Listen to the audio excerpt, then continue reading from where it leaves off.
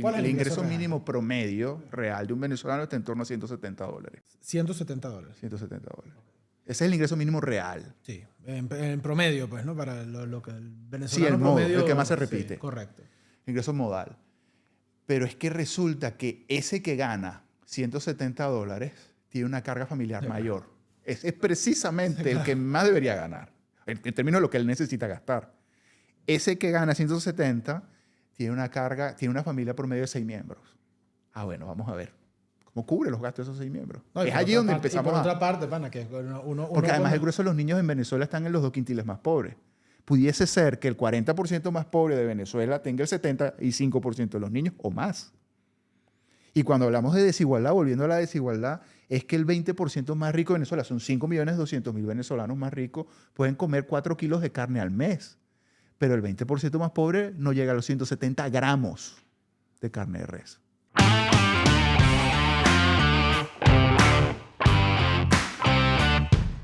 Bienvenidos a Tú y Yo.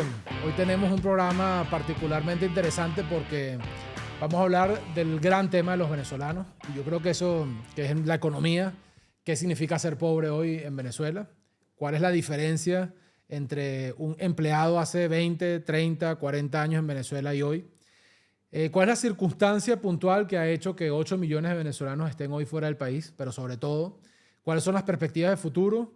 ¿Y qué esperar, mejor dicho, para estos próximos meses? ¿Qué esperar para los próximos años en caso de que no haya un cambio político en Venezuela? Las probabilidades de ese cambio político y las implicaciones puntuales, sociales, de la situación que está viviendo el país. Para eso tenemos un invitado muy inteligente, una persona a quien conozco hace mucho tiempo.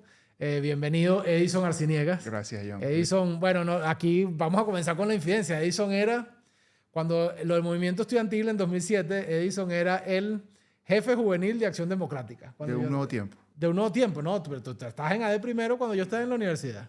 No, después pasé un nuevo tiempo con Freddy y fui el primer jefe juvenil de un Pero nuevo eso fue tiempo. después, compañero. Pero ahí en el 2007. Ah, bueno, está bien. El camión desde el que hablaste en Plaza Virón de Chacaito lo llevé yo. ¿Ah, sí? Bueno, pues Edison ha estado por mucho tiempo en el activismo democrático venezolano. Luego pasó más bien a dedicarse a su área profesional. Edison es sociólogo, es especialista en seguridad agroalimentaria, tema muy importante que vamos a abordar largamente hoy. Pero bueno, además es un gran venezolano, está aquí exiliado, precisamente por su rol en diferentes procesos de negociación y de aproximación a este tema agroalimentario. Y bueno, le damos la bienvenida. Le damos la bienvenida a todos ustedes. Antes de que mi productora me regañe, lo voy a hacer temprano hoy. Síganme en YouTube y en las otras redes sociales para que este espacio tenga más difusión. Y te damos la bienvenida, Edison. Y quisiera comenzar por el principio, ¿no? Lo personal. La gente te conozca y sepa con quién vamos a hablar hoy, ¿no? ¿Qué haces aquí? ¿Cómo llegaste aquí? ¿Cuál ha sido un poco tu camino profesional? ¿Y qué fue lo que detonó que tuvieras que salir del país? Bueno, primero empiezo por decirte que en el momento en que más cantidad de venezolanos salían, yo regresé a Venezuela en el año 2017. Y regresé después de estudiar afuera a ejercer para lo que yo me preparé, que era investigación en seguridad alimentaria, mercados de alimentos, cadenas de valor. Pasé a presidir en ese proceso una ONG que se llamaba Ciudadanía en Acción. Luego llegué al Centro de Estudios Agroalimentarios, que es un centro de investigaciones independientes sobre el estado de la cadena de valor del alimento y el estado de la seguridad alimentaria venezolana. En el trabajo que desarrollamos en esos 7 años, pisamos muchos callos. Le pusimos datos a los volúmenes de desnutrición, le pusimos datos a los volúmenes alimentarios disponibles en Venezuela y por lo tanto las brechas que existían y existen en Venezuela entre lo que la dieta prototipo nacional, es decir, lo que un venezolano debería de comer para satisfacer sus necesidades nutricionales y estar sano, y lo que efectivamente está comiendo o lo que efectivamente está disponible. Y avanzamos en diagnosticar cadenas de valor, empezamos a diagnosticar la presencia de productos de contrabando en el mercado nacional, empezamos a diagnosticar o a documentar crisis sanitarias, fitosanitarias, que son las de las plantas y las de los animales. En el 2023 emitimos 3 alertas, las 3 se cumplieron, la de la gripe aviar que entró y está haciendo estragos en los pollos venezolanos. De hecho, esa es una de las razones por las que está subiendo el precio del huevo y del pollo en Venezuela. Alertamos la crisis fitosanitaria de la papa, que efectivamente Venezuela hoy está sembrando no más de 7.000 hectáreas de papa, un país que sembraba 40.000 hace 6, 7 años. sea, no es que la caída fue ayer, no que la caída fue progresiva, que una caída abrupta. Hablamos de la crisis del plátano. También hicimos un análisis sobre la situación de la cadena de valor del maíz, que es la cadena de valor más importante de la economía venezolana después de la cadena de valor del petróleo. Y es la principal cadena de valor donde el valor se genera y se absorbe internamente en el país, que es la cadena del valor del maíz, y en donde lamentablemente grupos estos que llamamos los enchufados, que el ministro Cato Sotel lo llamaba la burguesía revolucionaria, tienen una guerra contra los actores tradicionales, han desplazado productores, han desplazado industriales, hacen competencia desleal, se aprovechan del apoyo del poder para competir contra los actores internos, contra los actores tradicionales, y eso se está traduciendo en graves problemas de competitividad. En Venezuela hay un proceso de desplazamiento de los actores empresariales del sector alimentario, tiene al menos unos 5 años siendo muy agudo, está entrando mucho dinero, de hecho es expresión la guerra de las marcas de harina que hay en Venezuela, y eso al final se nos está traduciendo en una cosa de cara al consumidor, que es en la insostenibilidad del sector. Lo que vendrá en el sector alimentario ya está empezando a pasar en una gran quiebra. ¿Por qué llego aquí por decir estas cosas en Venezuela? Porque hubo un momento en el que en Venezuela nos dijeron, cuando yo regresé a Venezuela, me senté con un amigo rojo, todos tenemos algún amigo rojo, y me dijo, bueno, si tú aquí no adjetivas, si tú aquí solo informas, si tú aquí solo investigas, si tú aquí eres constructivo, pues vas a tener espacio. Tuvimos espacio. Pero hubo un momento en el que empezaron a decirme, vente con nosotros. Un momento en que la señora Delcy Rodríguez me propuso ser viceministro. Hubo otro momento que me reuní con Maduro, el privado, para que quería que le explicara algunas cosas. Hubo un momento en que estuvimos en el proceso para que se dejara entrar a la operación humanitaria al país. Hubo otro en el que estuvimos en la negociación de Fedenagas con el gobierno. Hubo otro en el que estuvimos también en la de los paperos con el gobierno. Pero dentro de todo eso yo siempre he tenido mis valores y mis principios. Tú empezabas diciendo que yo fui un dirigente juvenil opositor. Yo siempre he sido lo que yo soy. Yo siempre digo que, aunque yo no soy militante hoy por hoy, del lado del corazón, yo tengo mi familia, yo tengo Acción Democrática. Esos son mis valores. Coño, los adecos son más arrechos que la muerte. Los adecos no se mueren nunca. Eso, sí, pero... yo se lo dije a un alto funcionario, pero el problema es que yo no puedo meterme en su gobierno porque yo soy adeco, pues. Yo puedo hacer todo lo constructivo que usted quiera, pero yo no soy uno de ustedes. Y digamos que eso marcó un punto de quiebre, porque el punto con ellos es que todo proceso de aproximación a ellos no es para que uno siga siendo lo que uno es, sino para que uno se vuelva uno de ellos. Y en el momento en que empiezas tú a no ser uno de ellos, entonces empiezas a la lista negra. Nosotros te dejamos entrar, pero era para que entraras, no para que hablaras con nosotros, es para que te volvieras uno de los nuestros. En el caso mío me volví demasiado incómodo. Me dictaron auto de detención, el fiscal general publica la orden de detención por Twitter. No me encontraba porque estaba trabajando. Ese es el gran tema. Como ellos no trabajan, creen que pueden encontrar todo el mundo por ahí. Y bueno, gracias a Dios me pude escapar. Y por eso llegué a España, aquí trabajando desde la distancia. Aquí estamos. Menos mal que estás bien, a salvo. Yo siempre digo que uno podría estar peor porque llegó a un país que también brinda muchas cosas y que como experiencia de vida hay que vivirlo sin agriarse. El exilio hay que vivirlo sin amargarse y sin hacerse uno mismo peor, o sea, de lo que la propia circunstancia le hace, ¿no? Pero bueno, espero que estés bien a todos ustedes. Un caso más de un venezolano que trabaja por Venezuela y que hoy está en España exiliado, ¿no? Vamos a empezar con las preguntas. Aquí tengo ustedes saben que a mí no me gusta el tema de mi... ¿Cómo se llama? De la tecnología demasiado, ¿no? La uso porque la tengo que usar, pero menos mal que me estoy haciendo viejo y que no voy a tener que vivir bajo la dictadura de la inteligencia artificial. Yo tengo mi cuadernito y mi cosa. Quiero empezar hablando de la naturaleza de la pobreza en Venezuela, ¿no? Porque Venezuela, o sea, hay un mito de que Venezuela fue un país rico. Venezuela no fue nunca, en estricto sentido, desde la perspectiva de los ciudadanos, ¿no? Un país rico. Venezuela fue un país más rico que su contexto. O sea, Venezuela fue un país más rico que sus vecinos. Venezuela fue un país en donde hubo un crecimiento de la clase media gigante. O sea, hubo mucha gente que dejó la pobreza y pasó a ser clase media. Pero Venezuela siempre, incluso en sus mejores momentos, fue un país con grandes márgenes de la población excluidas. Ahora, esa gente que estaba excluida, que de pronto eran las personas que se venían del interior del país y se metían en los márgenes de la ciudad, en Petare o en Mamera o en donde sea, esa gente comía esa gente tenía un trabajo, esa gente se podía comprar un estreno en diciembre, es decir, la pobreza extrema llegó mucho después. Y yo quiero caracterizar, ¿no?, lo que hoy significa ser pobre. Eso, hace 20, 30 años en Venezuela ser pobre significaba vivir en una casa precaria, trabajar de pronto inestablemente, pero lo que significa ser pobre hoy es no comer, ¿no? O sea, tener un problema de alimentación. ¿Cuánta gente ha migrado de esa pobreza tradicional en Venezuela a la miseria de hoy? ¿Cómo está compuesto el país hoy, numéricamente? ¿Y qué significa, qué tipo de desigualdad existe hoy en Venezuela? ¿Cuál es la diferencia? Empecemos por la primera pregunta. ¿Cuál es la diferencia entre ser pobre en Venezuela hoy y ser pobre hace 20 años? La pobreza hace 20 años en Venezuela era primero medida en base a indicadores económicos. La pobreza era fundamentalmente monetaria y espacial. Es decir, teníamos dos grandes líneas de indicadores para alimentar el indicador final. Por un lado, los niveles de ingresos. Si tú no superabas los 2.5 ingresos mínimos por familia, eras considerado pobre en Venezuela en el año 1998. Ese era el indicador. $2.5 diarios. 2.5 salarios mínimos al mes. Mínimos al mes.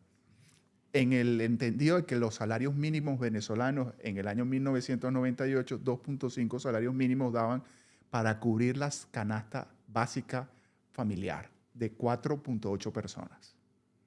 Es importante decir que la canasta básica es para 4.8 personas. Si usted gana un salario mínimo y usted no tiene esa carga de 3 personas, 3.8 personas, usted va más o menos bien si el salario cubre fuera la mitad de la canasta básica. ¿Qué pasó en estos 20 años, 26, 25 años? Pues que se nos convirtió en alimentaria la pobreza. Nosotros fuimos desde 1920 hasta 1998 el país que mayor incremento de talla tuvo en el continente americano. ¿Y por qué fuimos el país que mayor incremento de talla tuvo en el continente americano? Porque éramos el país en donde sosteniblemente mejor se comía generación tras generación durante ese lapso de tiempo. Aunque sí es cierto que el milagro económico venezolano termina en 1981, también es cierto que Venezuela no cae a los niveles precedentes al inicio de su crisis, que es la gran crisis de los 80.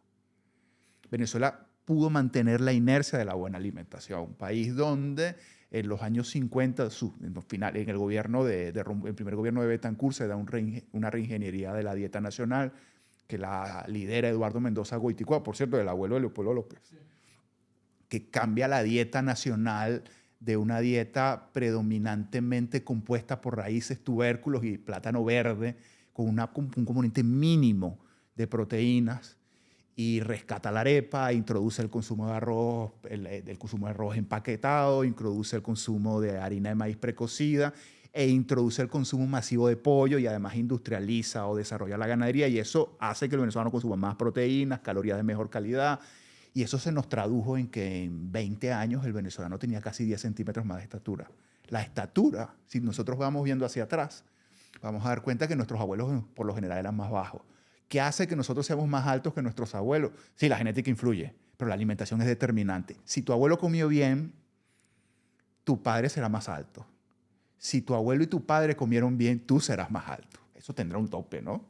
Pero la genética empieza a expresarse, es acumulativo. ¿Y ya se aprecia el sentido inverso? Pues todavía claro no. Que sí, los niños de Venezuela hoy tienen a los 8 años hasta 8 centímetros menos que los niños hace Yo te quiero contar algo, aquí hacer un paréntesis. Entonces el pobre Venezuela ser más bajito también. Sí, un paréntesis anecdótico, porque una vez estábamos haciendo una jornada, eso fue hace como 5 años, justamente en pleno momento de esto de la crisis alimentaria dura, en plena hambruna, pues, ¿no? Que no, yo sé que no es técnicamente pero sí hubo hambruna, en el Zulia hubo.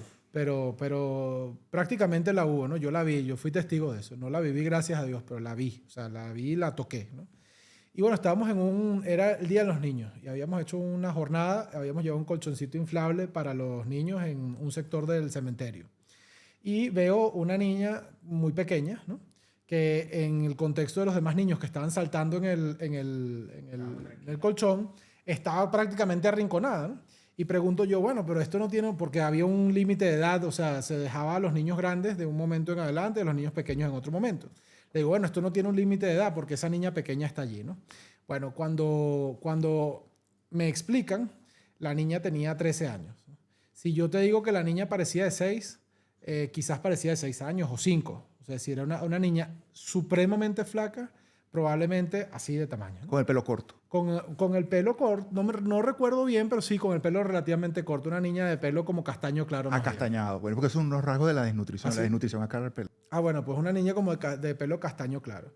Bueno, el caso era una mujer que tenía como 7 hijos, ¿no? Con un ingreso mínimo, o sea, nulo prácticamente, que vivía prácticamente de la caridad. Y esta niña, de verdad, tenía 13 años y parecía de 5. A mí me dio tanta tristeza además ver la posición de la niña, ¿no? Que estaba prácticamente arrinconada en el colchoncito mientras los demás brincaban y tal. Que bueno, eso dio pie a que luego hiciéramos un pequeñito programa de los activistas comunitarios de voluntad que entre todos captaban y ayudaban. A esa niña se le prestó una ayuda, ¿no? Y a otros a partir de ese caso, ¿no? Lamentablemente uno no tiene capacidad, pero eso que tú dices, yo lo vi, lo viví y lo sufrí y lo lloré. Pero podemos ponerle datos. De los cerca de 1.600.000 niños que Venezuela debe tener por debajo de los 8 años, nosotros no tenemos menos de 400.000 niños marcados por eso. ¿Tú sabes qué es lo grave de eso? Que si ese niño durante sus primeros 52 meses de vida padeció esa desnutrición que padece esa niña, ese daño es irreversible. Es irreversible en 2 sistemas.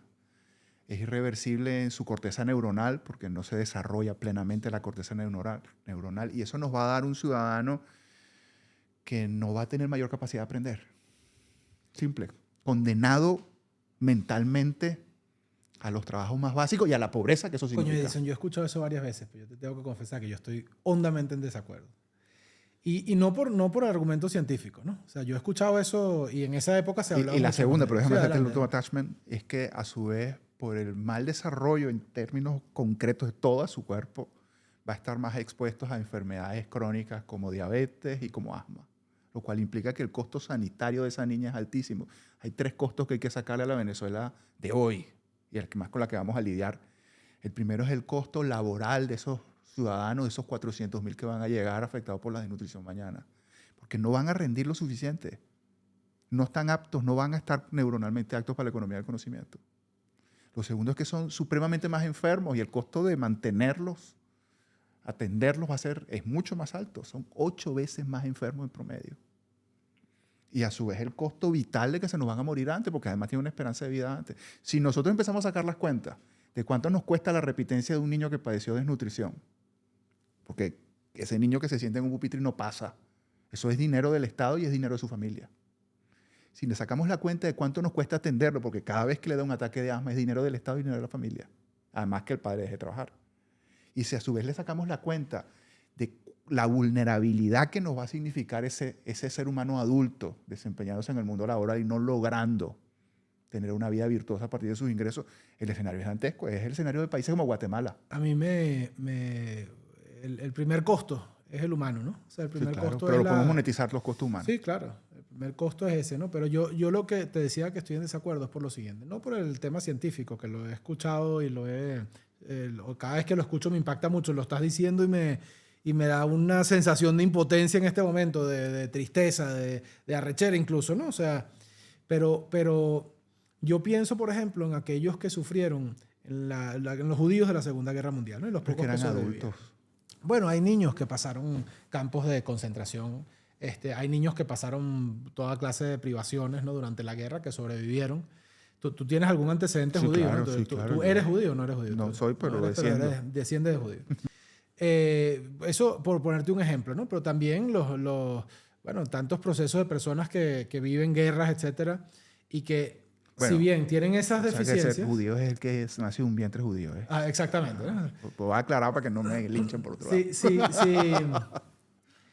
Sí, ¿cómo se llama? Si por una parte pierdes eso, pero por otra parte yo estoy bastante seguro que los venezolanos que hoy están viviendo esta dificultad, ¿no? Y los niños que hoy están viviendo esta dificultad, si la sobreviven y si encuentran un país de oportunidades, van a compensar esto con una inteligencia emocional y con una fuerza vital y con unas ganas de echarle bola, ¿entiendes? Y con una fuerza interior que de pronto no compensará el hecho de que tengan una propensión a la diabetes, pero que seguramente les hará enfrentar la vida con una sabiduría que un niño que lo ha tenido todo quizás no tenga, ¿no? O sea, yo le apuesto a que ningún ser humano está en este mundo condenado. Y que sí, lamentablemente, le estamos construyendo una barrera de entrada, ¿no? Y le estamos construyendo una dificultad, una montaña que tienen que subir los venezolanos hoy para poder ser felices o para poder tener una vida normal, pero estoy bastante convencido de que la van a subir y de que la vamos a lograr, ¿no? Ahora, Tengo fe. Ahora, desigualdad. pero terminamos Sí. lo de la pobreza. Ser pobre en Venezuela hoy es, si tú me pidieras que lo definiera, es consumir menos de 2.000 calorías a día, menos de 60 gramos de proteína y menos de 80 gramos de lípidos y de 420 gramos de carbohidratos. Eso es ser pobre hoy. Y si yo te digo que nosotros tenemos 60% de la población por debajo de eso, estamos convirtiéndola en la pobreza del plato de comida. Sí, que es la peor pobreza. Que es la peor pobreza. Porque no hemos entrado a hablar del que no tiene electricidad o el que no tiene agua. Porque volvimos a eso, volvimos a tener que medir la pobreza o la carencia de la gente en lo que come. Y ahí es donde entramos en el mundo de la desigualdad. Si yo mido el total de alimentos que tiene Venezuela, Venezuela tiene exceso de calorías, porque hay alimentos suficientes. Hoy en Venezuela, no en 2017, hoy en 2017 teníamos un tercio de los alimentos, una crisis real. En 2017, en algunos puntos de la península de La Guajira estaban muriendo 5 o 6 personas por cada 10.000 diarias. Y eso es el indicador de hambruna, para que sepamos qué es una hambruna. Una hambruna es que mueran 5 o 6 personas por cada 10.000 al día por hambre. Eso estaba pasando en el municipio Mare y en el municipio Páez del estado Zulia. No lo dijimos porque íbamos a ir presos, sí. Y el gobierno nos lo advirtió. Pero ya pasaron unos cuantos años. Pero hoy, entonces, tenemos alimentos suficientes, pero el quintil más pobre, los 5.200.000 venezolanos más pobres, de los 36 kilogramos 600 que deberían, los 37 kilogramos 600 de alimentos que deberían consumir al mes, están consumiendo 18, 19. Pero cuando revisamos esos 18 y 19, que es más o menos la mitad de aquello, es grasa y masa. Tenemos una aguda pobreza proteica. Vamos primero a categorizarla. Aguda. Una persona que debería consumirse 70 gramos de proteína, entre lo que le dan las caraotas, el pollo, los huevos, todo eso, se está consumiendo 40, 30, 35. ¿Sabes el daño que significa eso para tu sistema inmunológico? Edison, ¿y comparados con Colombia? Comparados con Colombia es abismal, porque Colombia nosotros tenemos hoy una prevalencia de niños con desnutrición de entre el 18 y el 21, que viene subiendo de nuevo. Colombia no llega al 5%. En Colombia tienen la pobreza que nosotros teníamos. La pobreza que nosotros teníamos era una persona que en efecto vivía en una casa precaria, una persona que en efecto tenía dificultades para llegar a fin de mes, pero comía bien, pero vestía bien, pero tenía estrenos. Le salía agua por la pila, porque además la pobreza ahora nuestra es hídrica. O sea, nosotros tenemos problemas alimentarios y tenemos pobreza hídrica. Tú tienes gente en Venezuela que no tiene los 8 litros de agua vitales al día, de agua limpia al día. Tiene 5. Y eso repercute en tu vida, porque empiezas a tomar agua de mala calidad. Y agua de mala calidad es diarrea, y agua de mala calidad es desnutrición finalmente. Entonces, digamos que la pobreza nuestra se nos volvió... Hoy tenemos que medir la pobreza como se mide en los países del cuarto mundo, cuando nosotros éramos un país no de tercero, sino de segundo mundo. A las puertas del desarrollo, la gran esperanza de América Latina. Pues ahora estamos midiendo pobreza, o tenemos que medirla con criterios humanitarios, como se mide en Haití. Por cuánto come la gente, por cuántos litros de agua tiene la gente, por qué acceso tiene la gente a la movilidad. Ingresos, Edison. En términos de ingresos, mira, nosotros... Realmente, porque si en mucho términos se de... dice, bueno, un médico gana 10 euros en Venezuela, un médico gana 5 euros en Venezuela, perfecto. Pero realmente, ¿cuál es el ingreso? No los ingresos. ¿Cuál es El ingreso real? mínimo promedio real de un venezolano está en torno a $170. $170. 170 dólares. Ese es el ingreso mínimo real. Sí, en promedio, pues, ¿no? Para lo que el venezolano Sí, el promedio... el que más se repite. Sí, correcto. Ingreso modal. Pero es que resulta que ese que gana $170 tiene una carga familiar mayor. Es precisamente el que más debería ganar, en términos de lo que él necesita gastar. ese que gana 170 tiene una carga, tiene una familia promedio de 6 miembros. Ah, bueno, vamos a ver. ¿Cómo cubre los gastos de esos 6 miembros? No, y Es por allí otra donde parte- empezamos y por a... otra parte, pana, que Porque además el cuando- grueso de los niños en Venezuela están en los 2 quintiles más pobres. Pudiese ser que el 40% más pobre de Venezuela tenga el 75% de los niños o más. Y cuando hablamos de desigualdad, volviendo a la desigualdad, es que el 20% más rico de Venezuela, son 5.200.000 venezolanos más ricos, pueden comer 4 kilos de carne al mes. Pero el 20% más pobre no llega a los 170 gramos de carne de res. Como dice un amigo, yo no sé de nada si no está limpio, ¿no? Dice. Y lo que ciertamente, o sea, cuando tú tienes un entorno tan pobre, ¿no? Bueno, el problema es que tú ganas $170, pero tú tienes un papá, tienes una mamá, Las cargas más tienes un amplias. sobrinito que está pelando, Correcto. que lo ves, coño, entonces ya es la tuya más la de al lado, porque nuestra cultura, o sea, Somos los solidarios. venezolanos, nosotros, o sea, coño, vemos un sobrino que está pasando Y hambre lo y, vamos no a le niegas alimentar. un plato de caraota. Los venezolanos tenemos la gente de nuestra familia inmediata, pero tenemos toda una comunidad alrededor, ¿no? De sobrinos, de primos, de vecinos, ¿no? A los que no vamos a dejar morir de hambre, ¿no? O sea, sí, en efecto, o sea, el que se lo gana se le hace agua y sal, ¿no? Porque es tanta la carga y tanta la gente necesitada que está. O sea, la pobreza en su entorno lo hace todavía peor, ¿no? Correcto. Porque además a la hora de una emergencia no es que tiene a quién acudir, sino que acuden a él. Y lo que gana son Correcto. $170, ¿no? Correcto. Entonces, la desigualdad explica e implica la situación actual de Venezuela. Porque, y te explica, lo puedes ver en Caracas, explica que hay 5.200.000 venezolanos que tienen para vivir como las clases medias europeas. Y yo no lo condeno, tener dinero no está mal. Yo creo más bien, yo vengo de una cultura donde te enseñan que hay que producir. El tema es que a 10, 15 kilómetros de allí, donde tú tienes, porque te lo ganas legítimamente, vamos a dar por cierto que la mayoría se lo gana legítimamente, para comer en un restaurante y gastarte $70, que por cierto un restaurante caro en Caracas es más caro que en Madrid, por persona, $70, pues hay una persona que se va a resolver la vida en su hogar con 340 o 320. Mientras tú en una sentada puedes haberte los gastado. Esa fue la gran bandera del chavismo, incluso emocional, ¿no? Es decir, es que emocionalmente llegó el chavismo y dijo, bueno, aquí hay unos tipos que se robaron todo, y unas grandes masas excluidas. Sí.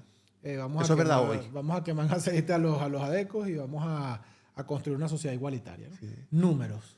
¿Cuánto ha subido la desigualdad en Venezuela? O sea, no el porcentaje, pero sí en la proporción. O sea, ¿Cuán desiguales somos? Sí. Mira, tienes dos Venezuelas. La Venezuela del 20% contra la Venezuela del 60% y en el medio hay un 20% que va y viene. Tienes 3 países. Tienes un país tan pobre como Somalia. ¿Quién es el 20% de arriba? ¿Quién es el 20% del medio? ¿Quién es el 20% ¿Quién es el 60% Típicamente, de ¿quién es el abajo? 60% de abajo? El 20% de arriba, esos 5.200.000 venezolanos que todavía producen dinero, en buena medida son los ricos tradicionales, son las clases medias consolidadas, son la gente que es dueña, vamos a usar un lenguaje marxista, dueños de los medios de producción y los enchufados del poder. Son personas que, tomando indicadores alimentarios, tienen para gastar más de $1.000 en alimentos al mes por familia. Por tomarte un indicador alimentario. Vale. De ahí para arriba. Luego tienes, ese es el quintil 5, el más rico. Por debajo tienes un quintil que se mueve entre 500 y 1.000, que es ese sector en transición. ¿Qué hacen? ¿Son taxistas? Esos ¿Son sectores, jardineros? esos son sectores que ¿quiénes trabajan que están sobre todo en las ciudades. Uh-huh. Son sectores donde quedan los remanentes del sector comercial. Son sobre todo, este segundo segmento son sobre todo sectores comerciales. Gente que tiene una tienda, gente que tiene unos abastos, gente que tiene un auto lavado y que si le sacamos los números da para eso, para su familia. El promotor inmobiliario que tiene... Un promotor inmobiliario. Ahí están esos. Fíjate que ni siquiera te estoy mencionando a los profesionales. Sí. Porque el profesional que vive en Venezuela, del trabajo, sigo usando el lenguaje marxista para ver si me entienden los chavistas, el plusvalor que genera el trabajo, pues entonces está en el quintil 3, que es el quintil del medio. Es un tipo que tiene menos de $500, entre 250, 240 y $500 para vivir al mes en alimentos. Estoy usando datos alimentarios. Ese es un tipo que se las ve negra. ¿Por qué se las ve negra? Porque su estatus social, en términos de cómo la sociedad lo percibe, es muy superior a su ingreso. Ujú. Es el carapacho de clase media que queda en Venezuela. Es una pobreza escondida en un apartamento o en una quinta. Sí, esa pobreza de un apartamento del Cafetal, Esa pobreza. que cuando abres la nevera no hay nada, ¿no? Es esa pobreza de ahí, porque además es una pobreza viviendo donde es más caro vivir. Sí, y donde tienes también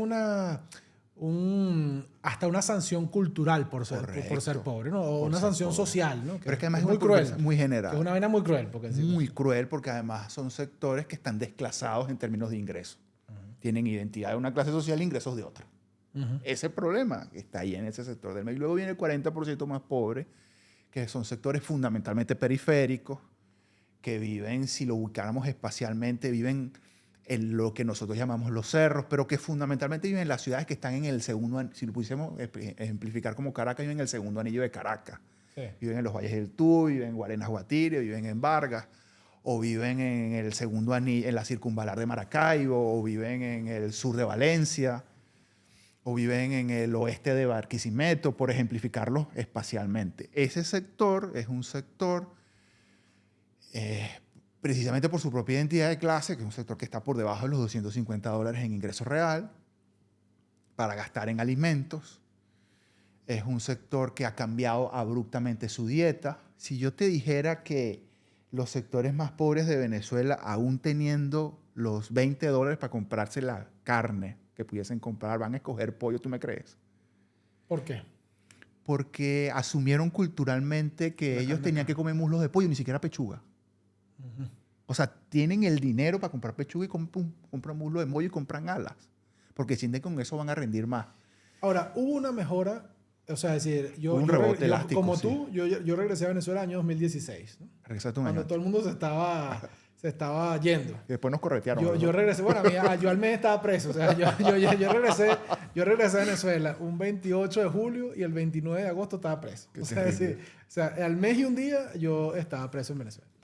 Creo que no fue tan buena decisión volver, pero bueno, pero así sucedió, ¿no? Entonces, el caso es que yo recuerdo, llegué a vivir a Las Esmeraldas, que está ahí en la subida de la Taona, o sea, en Caracas, como cuando uno va para La Ballera. Pues, ¿no? Y ahí estaba un famoso plaza, ¿no? O un Gama, no recuerdo cuál era. Es un Gama. Es un Gama. Bueno, yo me acuerdo que yo grabé incluso un video que se viralizó, tuvo como 1 millón de vistas, desde el balcón de mi casa. Bueno, yo no sé, yo no te miento y no exagero si te digo que eran cuadras o kilómetros incluso de cola para en ese momento estaba el racionamiento que le daban a la gente 2 paquetes de harina pan y un pote de mantequilla y chao, ¿no? Y la gente hacía 8 horas, el año de los bachaqueros, toda esta historia que recordarán bien quienes nos ven, ¿no? Pero, bueno, yo me acuerdo de ese punto al año 20, más o menos, el año 19, bueno, el horror, o sea, como te digo, yo vi un señor, yo lo vi en el valle, un tipo que me mostró la foto de cómo era y había bajado como 50 o 60 kilos, ¿vale? Claro. En cuestión de 4 o 5 meses. O sea, Claro. Yo vi eso. La dieta del mango. Eso migró, ¿no? O sea, eso cambió y en cierta medida, por lo menos en Caracas, se vio una mejora en los últimos años. Se vio una mejora en los últimos años. A partir de la imposición de sanciones, por cierto. Bueno, interesantemente, a partir de la imposición de sanciones, porque ellos los obligaron, eso los obligó a liberar. Claro, a liberar la economía, que la gente pudiera importar, hacer, producir. Son ellos. Eso se va a mantener. Qué bueno que metes el tema de la sanción, porque bueno, acaban de imponer sanciones nuevamente en Venezuela de una manera muy dura. Se va a mantener esa ligera estabilidad, aunque ¿a quién llegó primero? ¿A quién llegó esa mejora? Llegó por arriba. Y exacto, ¿a quién llegó esa mejora? ¿Y se va a mantener? ¿O cuál es qué se espera para los próximos meses, años? A ver, sí, hubo una mejora porque ellos liberalizaron. Sí. Quitaron los controles de precios, dejaron el uso de la moneda, permitieron la libertad de las importaciones, quitaron el control de importaciones que ellos tenían. Venezuela empezó a imaginarse ser un país independiente cuando le impusieron la guipuzcoana. Pues el chavismo estableció una guipuzcoana en la década pasada. Claro. Sí. Ellos eran los únicos importadores de todo, hasta de desodorante. Cuando ellos abrieron, la economía empezó a moverse y eso se tradujo en una mejora sustancial de los ingresos de las familias. Todos los quintiles ascendieron. Pero eso tomó tope en el 2022, cuando pusieron el impuesto a las transacciones en dólares, esta que era como un 3%. Esa recuperación que percolaba todos los quintiles socioeconómicos se acabó allí y empezó a concentrarse en los 2 quintiles más altos. Al final se concentró en quienes podían efectivamente eludir ese nuevo impuesto, que es un impuesto absolutamente regresivo que termina convirtiéndose en 15, 16% a la gente, aunque en origen es 3%. ¿Se puede sostener? Yo creo que no. ¿Por qué creo que no? Creo que no por tres cosas. La primera es que ellos resintieron mucho al aparato empresarial tradicional venezolano, con la guerra que le declaró la burguesía revolucionaria, sobre todo a la agroindustria tradicional. Entonces, la capacidad elástica de la industria de seguir fondeando a pérdida el reimpulso de sus actividades parece haberse agotado ya en Venezuela. O sea, los venezolanos hemos sido muy resilientes, pero toda resiliencia es como una liga, ¿no? La gente llega hasta donde puede llegar, no es eterno. Sí. Hay un momento en el que no da para más. Pareciera ya que el empresariado venezolano no tiene más capacidad elástica de lo que aguardó afuera, meterlo de nuevo, o de seguir aguantando el no tener perspectivas de que Venezuela va a mejorar. Pues el peor impacto de lo que ellos hicieron después de las elecciones pasadas es el impacto anímico, es el convencimiento de las mayorías de que la pesadilla se autoperpetúa. Entonces, y a su vez eso genera un clima anímico que cuando tú tienes un mal ánimo, las cosas van mal. O sea, al final la economía es una ciencia social. Claro. Entonces, los venezolanos creemos que Venezuela está mal y Venezuela está yendo mal porque ya va mal y además porque nosotros lo creemos. Parte de la recuperación que hubo fue porque empezamos a creernos que el país podía mejorar a pesar de la política. En un momento no me meto en política, me dedico a la economía. Ese momento después del 2018. Sí. Y ese clima inundó a la sociedad venezolana y ese optimismo se tradujo en hechos. Todos apostamos a que el país mejorara a pesar de que ellos siguieran allí. Se hizo una especie de pacto autoritario a la China. Sí. De yo no me meto en política, yo te dejo que tú gobiernes y tú me dejas tener bienestar creciente. Pero resulta que ellos no han permitido que la economía se liberalice más. Ahora, y los oligopolios de ellos no permiten que la economía evolucione mejor. Entonces yo creo que esto se agota. El problema de Venezuela es económico. O sea, el primer problema de Venezuela... O sea, tú le preguntas hoy a los venezolanos qué es lo que te angustia más en tu vida a día y es la economía. Ahora, el problema de la economía... Es político. Es maduro, es político. Sí. Más que maduro. Es el chavismo. Es político. O sea, es el sistema... Es el chavismo como un problema. El chavismo es tal. Que un profesor mío decía que el chavismo es un problema de la mala educación. Bueno, puede ser. No puede ser que en última instancia, es inteligente. O sea, el problema del país es la economía. El problema de la economía es la política y puede ser que el problema de la economía, de la política sea la educación. Puede ser. Pero también hay cierta romantización, ¿no? O sea, yo no sé si romantización existe, pero en todo caso, la palabra claro. Se romantiza en todo caso un poco todo lo que existió antes del chavismo, ¿no? Y ya cuando el chavismo llegó a Venezuela, había un sueño roto, ¿no? O sea, si había un proyecto de país roto. ¿Cuándo empieza este problema? O sea, ¿cuál es el momento en el que a Venezuela se le sale la rueda de la carreta? ¿Cuál es el momento en que se acaba la perspectiva de crecimiento y empieza Venezuela a planear hacia abajo? Bueno, lo primero es que cuando se está en el infierno, el purgatorio se ve bonito. Y los 90 eran el purgatorio. Si no hubiéramos estado mal, no hubieran llegado a ellos. Venezuela se le sale la rueda de la carreta en el primer gobierno de Carlos Andrés. Cuando se rompen las 4 premisas que aquel hombre que nos pintaron como un tipo burdo y básico, que era Juan Vicente Gómez, había establecido para que funcionara la economía venezolana. Parecen premisas de hoy. No se gasta más de lo que ingresa. La deuda no puede ser más del margen de error, que es el 3%.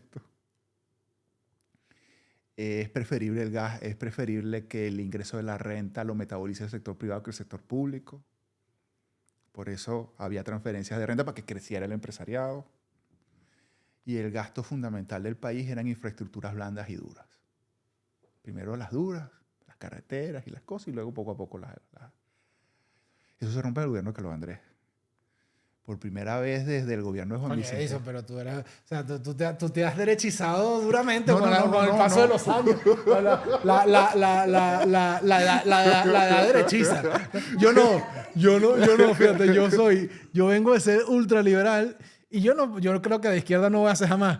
Pero la verdad es que yo he ido al proceso contrario. Ahora, pero es que Betancur mantuvo eso. Sí. La disciplina fiscal la mantuvo Betancur. Betancur llegó al extremo de bajarle los sueldos a los trabajadores. O sea, tú podrías verte en 2 adecos, en Betancur o en Carlos Andrés. Yo efectivamente me vería en Betancur. Betancourt pudo estatizar el petróleo en los 60 y no lo estatizó. No lo hizo. No estatizó la industria, pero sí recuperó la propiedad de los yacimientos, aunque eso es derecho castellano. Venezuela se le sale las ruedas de la carreta allí cuando crece el endeudamiento, cuando un gobernante cree que puede, que es el gran problema de Venezuela empieza con el salto adelante de Carlos Andrés, que es cuando alguien cree que su voluntad es suficiente, voluntad y dinero es suficiente para saltarse los tiempos de la economía. Y le metieron más dinero a la economía de la que la economía podía absorber y evidentemente cuando el dinero sobra la corrupción abunda. Cuando tú rompes el criterio de escasez como variable básica de la gestión pública, evidentemente el derroche aparece y del derroche a la corrupción hay un pasito chiquito. A su vez allí se da, además del quiebre del modelo económico, de la disciplina, del no endeudamiento masivo, del no crecimiento exacerbado del tamaño del Estado, también se da el quiebre moral. De hecho, se da el gran quiebre moral de Acción Democrática. La bandera blanca era blanca porque era el partido anticorrupción, el partido que metió preso a ULA por robarse unos reales. Que eso sí se los robó. Uslar. Tú sabes que una vez yo le... ya te voy a contar algo de... pero la bandera blanca, los adecos dejaron de ser buenos por modernizadores y honestos a ser buenos porque se comían el cambur y tiraban la concha. Porque robaban y dejaban robar. Sabes que una vez yo me entrevisté con el presidente Caldera, ¿no? Bueno, yo lo fui a visitar, ya estaba viejito en su casa, ¿no? Fue una conversación muy... Nunca se me va a olvidar. O sea, una conversación de estas que uno tiene en la política que te marca, ¿no? Yo nunca fui así particularmente calderista, ni lo soy, pero bueno, nadie puede negar que Caldera fue un hombre, una pieza constitutiva de la democracia de Venezuela, ¿no? Y yo le hice la pregunta a Caldera de, bueno, ¿por qué usted...? Bueno, no me voy a diverger en eso, ese es cuento para otro día. Uslar. Le pregunto, mire, ¿qué piensa usted? Le pregunté por varios de sus contemporáneos, ¿no? ¿Qué piensa usted tal? No sé qué piensa de Uslar? Y el presidente Caldera me dijo, es un estafador, me dijo. Es un estafador y lo puedo probar. A mí me llamó la atención. Un señor con pañal probablemente, ¿sabes? Pero viejito, no se podía estar... Marico, con esa, o sea, con esa... Es un estafador, lo puedo probar. Y lo decía porque él tenía pruebas de que uno de sus libros había sido un plagio. Eso me dijo Caldera a mí. Y Venezuela dejó de crecer en los 70. Pero no nos vamos a pelear con el Carry. O mejor dicho, vamos a pelearnos con el Carry por otros temas. En términos de crecimiento real, Venezuela dejó de crecer en los 70. A partir de los 70 hubo crecimiento de contexto, pero el ingreso per cápita, que es el indicador que más vale, dejó de evolucionar positivamente. Entonces se da el quiebre del modelo, se da el quiebre moral del gran partido de la democracia, y luego se da Acción Democrática masacrando a sus votos en el año 89, que es el gran pecado de Carlos Andrés. O sea, la parroquia que más muertos puso en el 89 fue el Valle. Y Carlos Andrés ganó en el Valle con casi el 70% de los votos. La probabilidad de que esos muertos que cayeron en el Valle hayan sido adecos era altísima.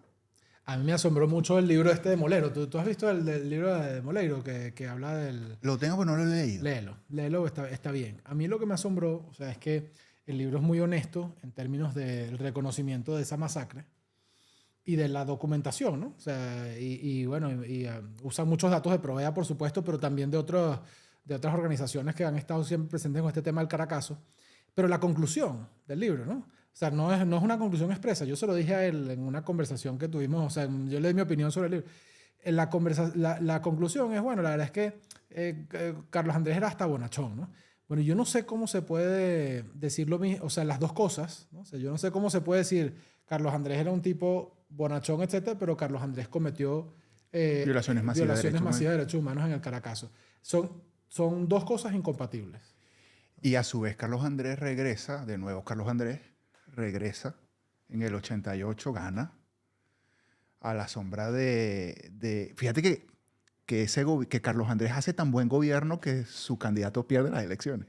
Sí, que es la tragedia de Venezuela. Si los buenos fuesen electos, la historia sería distinta. ¿Entiendes? O sea, que hace un buen gobierno la primera vez que su candidato pierde. Pero bueno, la sociedad venezolana que tiene problemas de aprendizaje selectivo. No es que tiene memoria corta, es que recuerda lo que quiere recordar. Mira, yo creo que Carlos Andrés hizo un muy mal gobierno en el primer periodo. Y un peor el segundo. Y fue castigado y fue premiado, ¿no? por ese primer gobierno, que fue malo. Y en su segundo yo estoy en desacuerdo. Yo creo que en su segundo fue un tema de formas. Pero yo creo que Pero es que él hizo precisamente lo por que... O eso. sea, él iba orientado estructuralmente a lo que más o Él menos se tenía que necesitaba. renovar el pacto de punto fijo para hacer la reforma económica que estaba haciendo. Pero bueno, eso está muy interesante, ¿no? Ah. Pero yo me juré que yo no iba a tener a la gente, Ahora, Venezuela aquí se reventó allí presa en este podcast más de 50 minutos. Así que, y en los 90 ya vamos por 40 y llevamos tanto. 46 y me falta una pregunta que creo que es una pregunta interesante, así que... Pero para cerrarte Sí. esto, Venezuela en los 90 hace una gran reforma económica. Caldera le entrega a un gobierno una economía saneada al chavismo, pero habían agotado la base social y moral de la democracia. Entonces esto es una lección para el futuro, para cuando tengamos Bueno, democracia de nuevo. luego entró esta gente que es un salitre. O sea, también la naturaleza de quienes entraron, porque Es lo ha podido peor de ha Venezuela. podido no salir tan mal. O sea, pero... Entonces, el tema es que cuando estás en el infierno, el purgatorio se ve bonito, pero Venezuela es el país que más ha empobrecido en todo Occidente en los últimos 100 años. Ni Somalia se ha depauperado tanto. Venezuela tiene un ingreso per cápita de $2.180 en este momento. Ojo, al menos yo no conozco ningún caso en Asia Que tenga esto. que tenga esto. O No sea, hay un sí, caso creo así. que nos quedamos cortos en decir Occidente. Entonces, Venezuela tenía $6.000 de ingreso per cápita, casi 7.000 en el año 2013. Perdió 4.000. Cada venezolano tiene $4.000 menos. Bueno, cuando lo dijimos aquí en un podcast anterior, cuando Chávez muere, el PIB el general de Venezuela estaba cercano a los 400.000, hoy está cercano a los 80. Podría ser 90, casi 100 ya. Sí, pues ahí, pues, pero eso ha pasado en 10 años. O sea, eso no ha pasado en un siglo. O sea, eso No, se muy rápido. destruyó. Ahora, volviendo a la recuperación, la clave por la que ahorita no hay mayor capacidad elástica está en cómo se dio esa recuperación de contexto de los últimos meses, de los últimos años. Se dio a punta de importaciones. Venezuela nunca ha sido más dependiente del exterior para comer que ahora. Es probable que de cada 10 kilogramos de harina de maíz precocida que están en Venezuela, 7 se hicieron con maíz extranjero. Es probable que de cada 10 kilogramos de alimento balanceado, de los que depende el huevo, el pollo, el cerdo, y hasta parte de la leche que se consume en Venezuela y por ende el queso, es probable que en torno al 80% dependan de maíz extranjero. Y ahorita los americanos acaban de empezar con las acciones de segundo piso. Y muchos le han prestado atención al rompimiento de la licencia de Chevron, pero casi no le prestaron atención al decreto el decreto, vamos a llamarlo decreto, de veda tecnológica contra los enemigos de Estados Unidos, China, Corea del Norte, Venezuela, Cuba, Irán, en donde se prohíbe el ingreso de toda tecnología o la comercialización de toda tecnología hacia esos países. Para Venezuela eso es letal. Eso implica que nosotros no podríamos, si no nos dan un placer especial, importar semillas. Y nosotros, el chavismo destruyó nuestra capacidad propia de producción de semillas. Hoy dependemos en casi el 90% de las semillas extranjeras para sembrar maíz, por ejemplo, que es nuestro gran cultivo histórico, que es el cultivo de la arepa. Es decir, si nos prohíben importar semillas con biotecnología americana, pues tendríamos que rehusar. Voy a cambiar mi última pregunta que tenía. La pregunta que te tenía era sobre el tema de, bueno, cuál es la salida y cómo ves al chavismo y tal, pero eso probablemente la respuesta sea rápida. Entonces voy a cambiar la pregunta. La pregunta es, hoy cambia todo. Imaginemos que hoy hay un golpe de Estado en Venezuela, cambia el gobierno y hay un gobierno que por lo menos pasa a abrirse a la modernidad y por lo menos los Estados Unidos afloja la Claro. con Venezuela. ¿Cuánto tiempo tarda para garantizar soberanía alimentaria en Venezuela? ¿Y cómo se recupera el sector alimentario? O sea, ¿cuáles son las principales medidas a tomar para que, y en cuánto tiempo se ve la mejora del sector agroalimentario y la alimentación de los venezolanos? Mira, yo creo que si mañana llega un gobierno sensato, Sí. lo primero, si a mí me prestaran atención, lo primero que le diría es vamos a sacar a concesionar los puertos venezolanos. Para que alguien con un proyecto serio en 2 años nos haga que en esos puertos donde hoy entran barcos de 25.000 toneladas, entren barcos de 100.000. Porque nada más con esa medida, nosotros en 3 años abaratamos hasta 20% del valor de nuestras importaciones, porque bajamos el costo de los fletes, porque bajamos el costo de los seguros. Vamos a tomar una medida portuaria para que entren las materias primas. Una segunda medida sensata inicial vamos a construir una política de transparentación de la cadena de valor. Porque en Venezuela los precios se fijan. El chavismo tenía algo de razón en algún momento cuando hablaba de que había especulación. El problema es que la solución de ellos era peor que... En Venezuela los precios se fijan arbitrariamente. Yo creo que este vaso vale $10 y le pongo 15. Pero no hay un esquema para saber cómo los elementos intervinientes de esto participan. Y esta transparentación es básicamente obligar que, al menos en el caso de los alimentos, fijemos los precios de los alimentos en bolsas, en los esquemas de bolsa. Darle vida a instrumentos como la bolsa agrícola. Que en lugar del productor de papa, alguien le llegue y se le pare con un camión en la puerta de su finca a comprarle la papa, él ponga un papel por el volumen de su carga y eso se trance libremente contigo que lo quieres comprar en Caracas y lo que pagas es el flete. Cuando hagamos eso, entonces vamos a ver cómo los precios caen. Vamos a atajar los precios con el mercado. Una segunda medida. Una tercera medida, tenemos que salir a buscar dinero líquido para prestarlo. Para prestarlo con condiciones serias. A los productores. A la agroindustria, a los productores, pero para prestarlo con criterio de cadena de valor, porque el problema en Venezuela es que tú le prestas al agricultor sin pensar en dónde él va a vender. Yo pensaría en un préstamo... Que lo cambien dólares y... Exacto, yo pensaría en un préstamo compuesto que tenga pensado desde el agricultor hasta el automercado o hasta el mercado. ¿Cómo hacemos que eso sea orgánico y cómo lo encadenamos? Hasta blockchain podría funcionar. Y con una cosa simple, no sé, Venezuela no necesita tanto dinero para despegar. Pero la mayor medida que tú necesitas en Venezuela, si tú resuelves eso, el dinero va a sobrar, al menos en el sector alimentario, es que tú resuelvas el problema de confianza y de inseguridad jurídica que tiene Venezuela. Si tú mañana empiezas a caerle a palo a los invasores de fincas, si tú mañana devuelves las tierras, si tú mañana devuelves las empresas, mira, es que va a llover el dinero. ¿Tú sabes por qué va a llover el dinero en el sector alimentario venezolano? Porque somos la última frontera agrícola de América del Sur, que es la gran exportadora de alimentos del mundo. La despensa del mundo es América del Sur.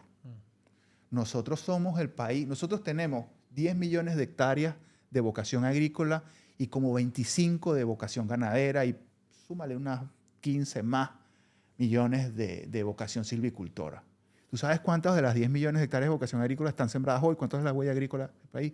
No llega al 1.000.000 de hectáreas. ¿Tú sabes cuántas de las 15 millones de hectáreas de vocación ganadera en Venezuela están efectivamente aprovechadas? No llegamos a los 3 millones de hectáreas. ¿Sabes lo que significaría que Venezuela tuviera seguridad jurídica en términos de atraer inversión en torno a la industria? Y la otra gran decisión en torno al sector alimentario, y la otra gran decisión es energética. Yo decía en el 2017 que la gran razón de la caída económica venezolana era energética. Para tú producir una caloría comestible, una caloría es una unidad energética, una caloría comestible, tú necesitas entre 15 y 25 calorías energéticas de inversión en diésel, en electricidad, en horas hombre. Pues Venezuela hoy tiene un déficit de casi 50%, entre 45 y 50% de la energía que necesita. Venezuela no va a crecer sin energía eléctrica. Entonces yo diría, podemos tomar una serie de medidas en el sector alimentario, pero la prioridad número uno, más allá del sector alimentario, es el sector energético. Que haya energía eléctrica, que haya combustible y confianza, seguridad. Con eso, sin mayores grandes inversiones, sin mayor inversión pública, va a llegar dinero de afuera para que Venezuela se reflote. Bueno, ha sido un verdadero placer. Me ha parecido inteligente, interesante. Bueno, yo no sé si escuchando a Edison y rememorando muchas conversaciones como estas que he tenido en los últimos, no sé, 10 años de mi vida, me siento más esperanzado o más frustrado. Porque por una parte veo una cantidad de venezolanos con los conocimientos, con las ganas y hasta con la necesidad personal de poner eso que saben al servicio del país. Y por otra veo que se nos va haciendo largo, ¿no? Quiero poner aquí dos ejemplos de personas con las que yo he trabajado en los últimos años que, bueno, ya no están y que se murieron sin verlos, ¿no? Uno, el ingeniero Larrañaga, que un gran experto en materia petroquímica, con quien tuve el gusto de trabajar un plan de recuperación para la industria petroquímica.